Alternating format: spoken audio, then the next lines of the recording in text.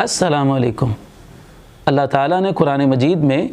حضرت یونس علیہ السلام کا واقعہ بیان کرتے ہوئے جب کہ وہ مچھلی کے پیٹ میں چلے گئے تھے فرمایا فلولا انہ کان من المسبحین للبث فی بطنہ الی یوم یبعثون، اگر یونس علیہ السلام تسبیح کرنے والوں میں سے نہ ہوتے تو وہ قیامت کے دن تک مچھلی کے پیٹ میں ہی رہتے۔ پتہ یہ چلا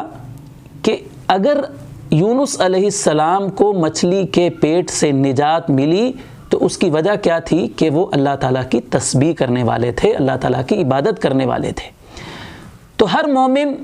جو اللہ تعالیٰ کی تسبیح و تحمید کرتا رہتا ہے، اپنی زبان پر اللہ کے ذکر کو جاری رکھتا ہے، اللہ تعالیٰ کی عبادت کرتا رہتا ہے، دعا کرتا رہتا ہے، تو اللہ تعالیٰ اسے ہر مصیبت سے نجات عطا فرما ہی دیتا ہے۔ مفسرین نے لکھا ہے کہ اس آیت کا تعلق دو چیزوں سے ہے۔ ایک تو یہ ہے کہ یونس علیہ السلام ہمیشہ اللہ تعالیٰ کی تسبیح کیا کرتے تھے،